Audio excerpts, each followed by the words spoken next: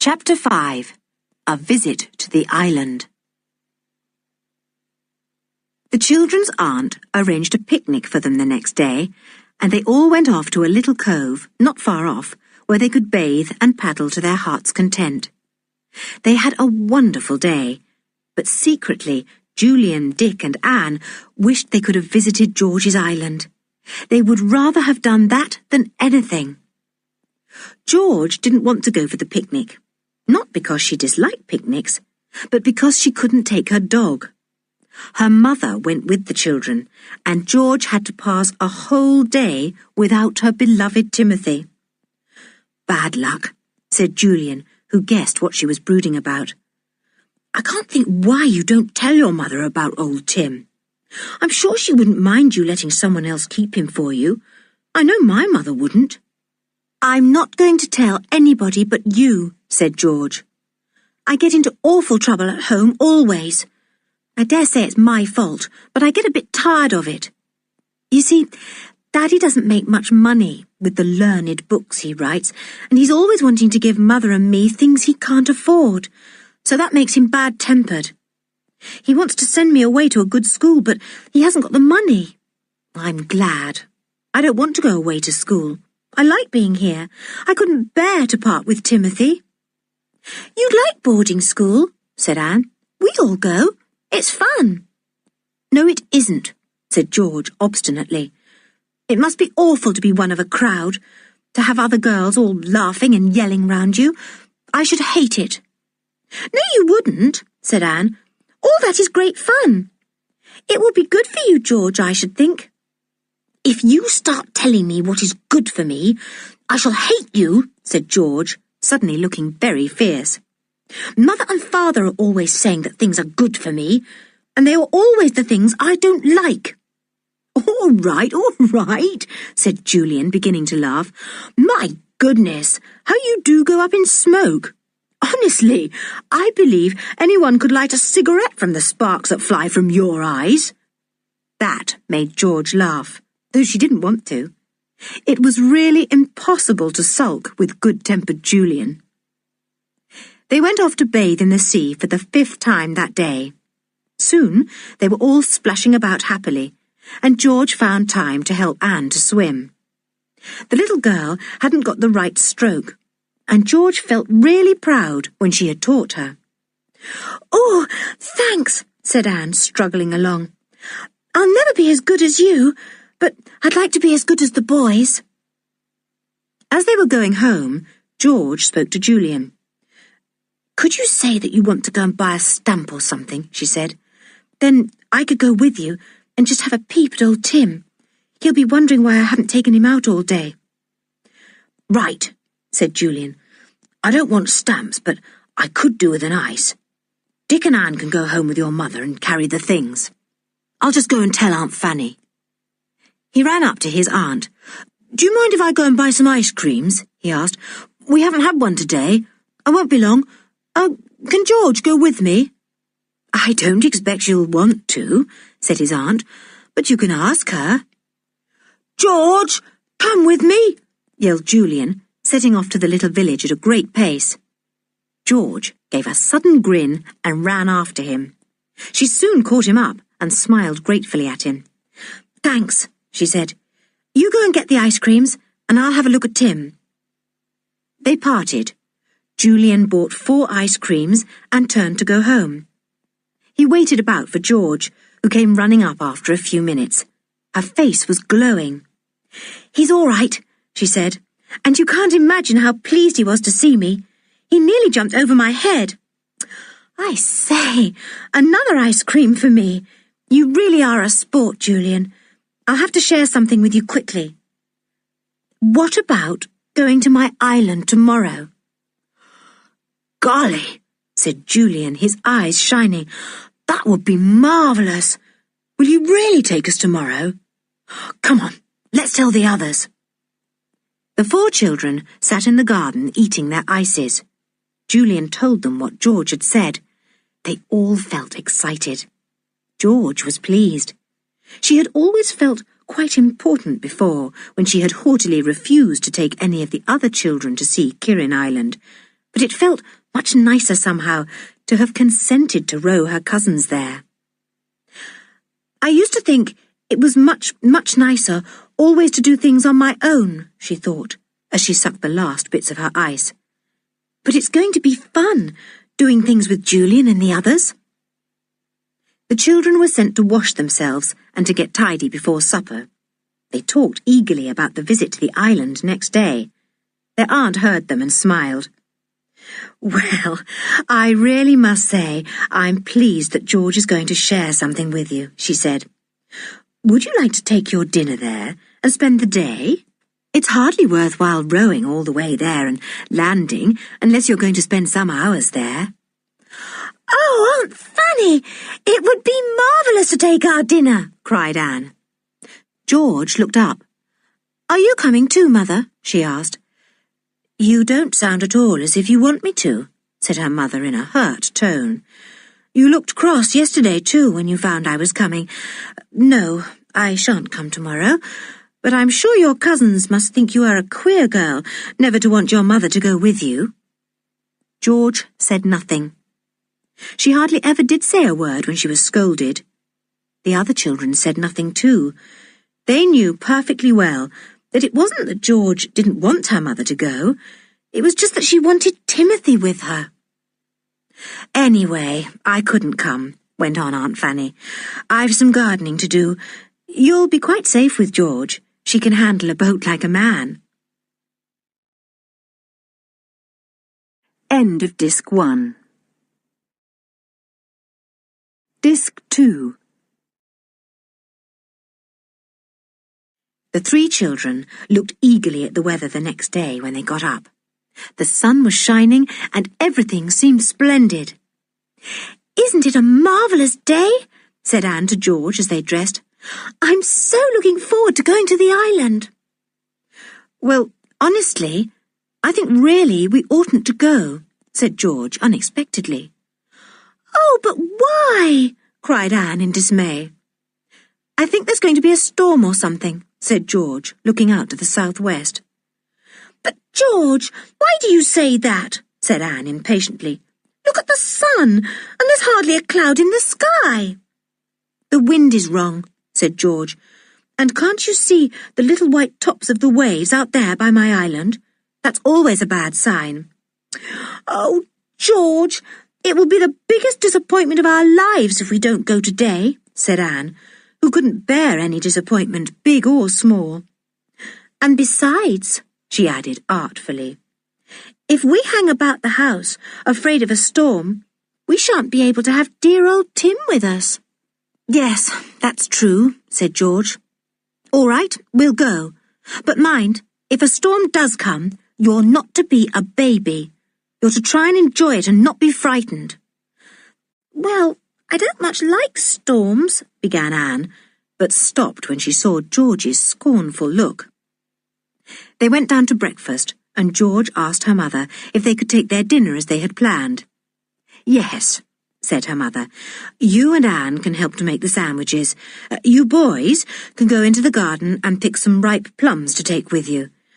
Julian, you can go down to the village when you've done that and buy some bottles of lemonade or ginger beer, whichever you like." "Ginger pop for me, thanks," said Julian, and everyone else said the same. They all felt very happy. It would be marvellous to visit the queer little island.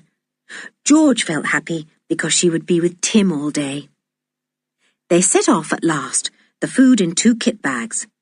The first thing they did was to fetch Tim. He was tied up in the Fisher boys' backyard. The boy himself was there and grinned at George. "Morning, Master George," he said.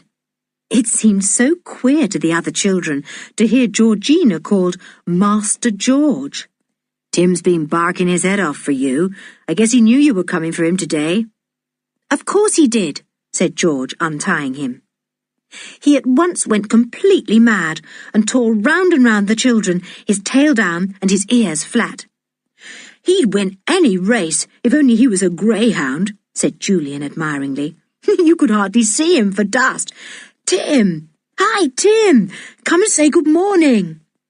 Tim leapt up and licked Julian's left ear as he passed on his whirlwind way. Then he sobered down and ran lovingly by George as they all made their way to the beach. He licked George's bare legs every now and then, and she pulled at his ears gently. They got into the boat, and George pushed off. The fisher boy waved to them. "You won't be very long, will you?" he called. "There's a storm blowing up. Bad one it'll be, too." "I know," shouted back George. "But maybe we'll get back before it begins. It's pretty far off yet." George rowed all the way to the island. Tim stood at each end of the boat in turn, barking when the waves reared up at him. The children watched the island coming closer and closer. It looked even more exciting than it had the other day. "George, where are you going to land?" asked Julian. "I simply can't imagine how you know your way in and out of these awful rocks. I'm afraid every moment we'll bump into them." "I'm going to land at the little cove I told you about the other day," said George. "There's only one way to it, but I know it very well. It's hidden away on the east side of the island."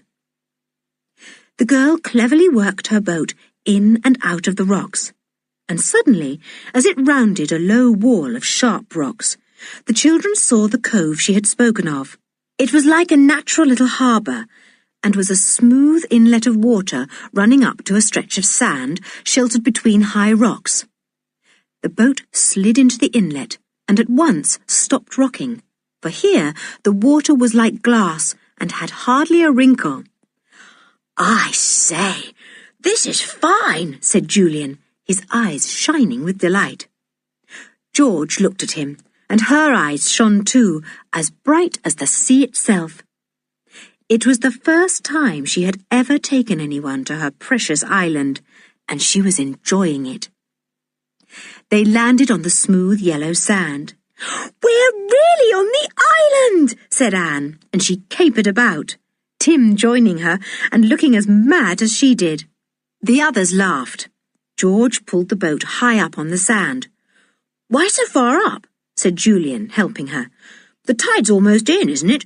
Surely it won't come as high as this." "I told you I thought a storm was coming," said George. "If one does, the waves simply tear up this inlet, and we don't want to lose our boat, do we?" "Let's explore the island! Let's explore the island!" yelled Anne, who was now at the top of the little natural harbour, climbing up the rocks there. "Oh, do come on!" They all followed her. It really was a most exciting place. Rabbits were everywhere. They scuttled about as the children appeared, but did not go into their holes. "Aren't they awfully tame?" said Julian in surprise. "Well, nobody ever comes here but me," said George, "and I don't frighten them. Tim, if you go after the rabbits, I'll spank you." Tim turned big, sorrowful eyes onto George. He and George agreed about every single thing except rabbits. To Tim, rabbits were made for one thing, to chase. He never could understand why George wouldn't let him do this.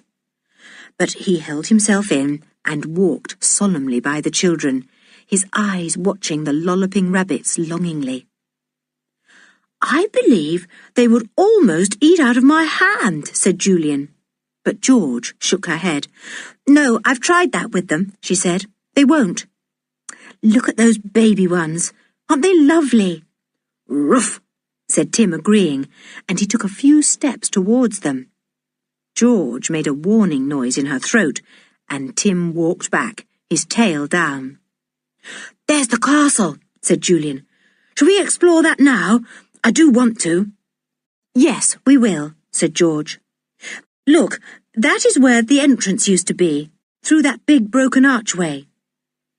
The children gazed at the enormous old archway, now half broken down. Behind it were ruined stone steps leading towards the centre of the castle. "It had strong walls all round it, with 2 towers, said George. "One tower is almost gone, as you can see, but the other is not so bad. The jackdaws build in that one every year. They've almost filled it up with their sticks." As they came near to the better tower of the two, The jackdaws circled round them with loud cries of "Jack! Jack! Jack!" Tim leapt into the air as if he thought he could get them, but they only called mockingly to him. "This is the centre of the castle," said George, as they entered through a ruined doorway into what looked like a great yard, whose stone floor was now overgrown with grass and other weeds. "Here is where the people used to live. You can see where the rooms were. Look, there's one almost whole there. Go through that little door and you'll see it." They trooped through a doorway and found themselves in a dark, stone-walled, stone-roofed room with a space at one end where a fireplace must have been. 2 slit-like windows lighted the room. It felt very queer and mysterious.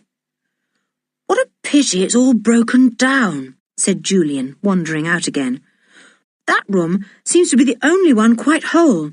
There are some others here, but all of them seem to have either no roof or one or other of the walls gone. That room is the only livable one. Was there an upstairs to the castle, George?" "Of course," said George, "but the steps that led up are gone. Look, you can see part of an upstairs room there, by the jackdaw tower. You can't get up to it, though, because I've tried. I nearly broke my neck trying to get up. The stones crumble away so." "Were there any dungeons?" asked Dick. "I don't know," said George. "I expect so, but nobody could find them now. Everywhere is so overgrown." It was indeed overgrown. Big blackberry bushes grew here and there, and a few gorse bushes forced their way into gaps and corners. The coarse green grass sprang everywhere, and pink thrift grew its cushions in holes and crannies. "Well, I think it's a perfectly lovely place," said Anne.